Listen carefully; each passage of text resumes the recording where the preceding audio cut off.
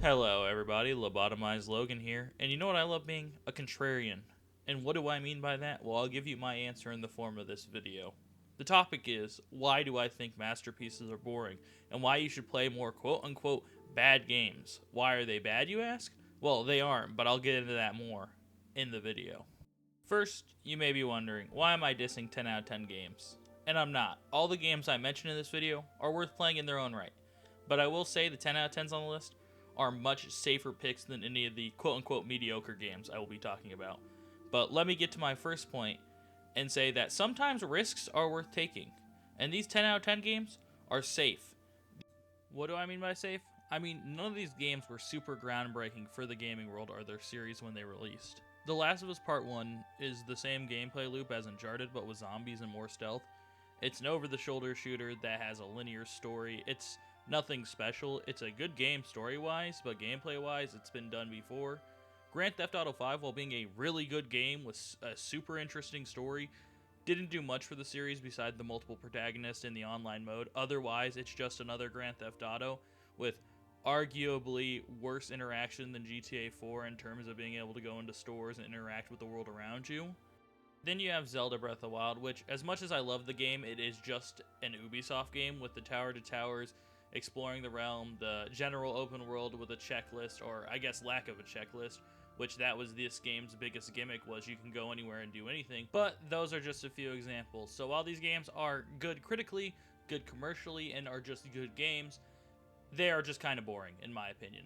So the three bad games I will be going over today will be Travis Strikes Again, No More Heroes, Deadly Premonition Origins, and Say No More.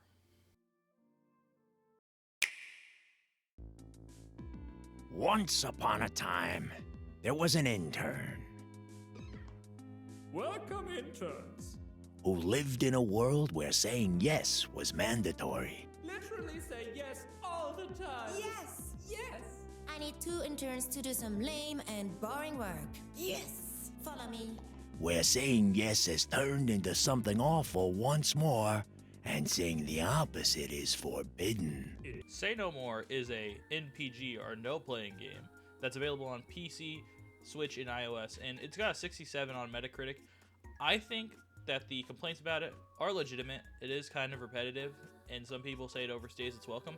But if you were just looking at the Metacritic score, you would never think to give this game a try, which I think is a shame because this game is really fun and it's got a lot of charm to it. It's also super cheap. I think I got it for $2 on sale. For the price, the game's a no-brainer. I use it as a buffer game. If y'all didn't know, I like going through my backlog and playing games, but I don't want to do like one big RPG after another. So I'm playing Tears of the Kingdom right now. I'm not going to do another massive adventure game or a massive RPG. I'll play something smaller like this, and I think this is one of the best games to really refresh yourself and get yourself back into gaming because it's low stakes. It's funny, it's charming, and there's really no way to lose. It's just an on-rails story. And the final thing is this game just screams indie. It's not indie in a bad way, it's indie in a way that no big publisher would have ever wanted to take the chance on this game, and that is a shame because this is one of the most unique experiences I've ever played in the last few years of going through my backlog. So I'd highly recommend it. For $1 or $2, depending on if you get it on Steam or Switch, it is more than worth the price of admission. And that is Say No More. There's definitely something in this town. You feel it, Zach? Coffee warned me of that. It said, tomorrow you'll arrive in a place that will change your fate. What do you think is really happening here in Greenvale? You might have already heard of Deadly Premonition, as it is quite infamous as being one of the worst good games of all time, and it is unironically one of my favorite games of all time. It is such a charming horror game with characters that are super memorable. You got the possibly schizophrenic lead, FBI agent Francis York Morgan, to all the cops of Greenvale, who are trying to solve the mysterious string of serial killings involving these red seeds, and they tracked it back to here in Washington. It kind of plays like Resident Evil 4 with an over-the-shoulder gunplay routine where you kill these demon spirits in another realm, where you also find the Raincoat Killer, who may or may not be the cause of everything that is happening in this game. But I will say, with a massive warning, only buy this game on Nintendo Switch or Xbox 360. The Xbox version is backwards compatible and is the best looking and most stable frame rate wise. While the Switch version has some dips, it's overall close to 60. The PC version and the PS3 version are both borked, so I'd say it probably deserves that rating for both of those platforms. But if you have an Xbox or a Switch, it's definitely worth picking up. The main character is also a cinephile, unfortunately, so you'll be subject to movie rants by this guy for the entire game, which you may or may not enjoy, but I personally thought they were fun. Overall, Deadly Premonition is one of my favorite games of all time, and it is definitely worth the play, even if it's just to play the worst game of all time. You know what I'm talking about, right? Yeah. It's Jaws. The underwater camera work accompanied by that John Williams music. I've never been that scared by a movie before. But the best thing about it is that it isn't just another panic movie.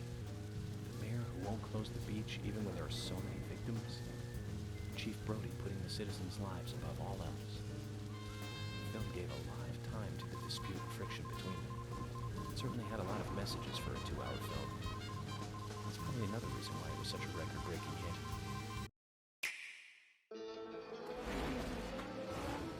Time to play ball. Take one more step, and you're dead. You want to play? Let's play. I've been away a long time. Travis, touchdown. You murdered my daughter. What? The Death Drive Mark II. The Phantom Game Console.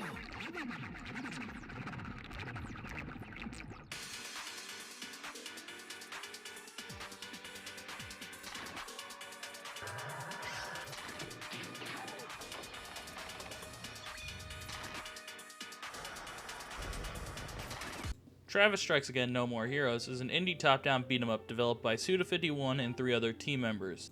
The main plot of the game is that you're trying to bring Bad Girl back to life, someone Travis killed in No More Heroes 1. With the help of Badman, you're dragged into the Death Drive Mark II, which if you complete all 6 of its levels, it'll give you a wish. Solid plot, but unfortunately the game had a budget of 3 pennies and a nickel. Tiny budget aside, if you're looking for a great beat-em-up to play with a friend, this game has 2-player co-op throughout the entire game and multiple selectable characters with the DLC. It is such a fun beat-em-up that kind of reminds me of like the 6th generation in a way, with this game being so unique in its art style. While it reminds me of the 6th generation, it is paying homage to indie games. If you'll notice Travis' shirts, they change throughout the trailer, and you'll see that some games are represented, especially indie games. I think Suda51 said one of his main inspirations was Hotline Miami. But overall, if you love trippy games and want to play a nice co-op beat-em-up that might get you into Suda51's other catalog, definitely play Travis Strikes Again No More Heroes. So what is the message? What am I telling y'all to do? I didn't make this video to diss any of the games I mentioned at the beginning. Grand Theft Auto 5, phenomenal game, I love it. Zelda Breath of the Wild, probably my favorite Zelda game that I've played. Last of Us Part 1, I've heard it's really good. I want to get to it at some point. But my point being is, next time you see a game that you think you might like, but you look at the reviews and the review or critic score is like a solid 50 to 60, if it's not too expensive and you know you might be interested in the game, go pick it up. Screw the reviewers, form your own opinion. Because that is what I did for all 3 of these games today, and I love all 3 of these games. Deadly Premonition still being one of my favorite games of all time. Also, sorry if I sound off in this video. I have a wisdom tooth that's growing in, or it is infected. I don't know what's up with it, guys, but if I sound weird, that's why. Stay tuned. I'm hoping to do another couple videos this week also.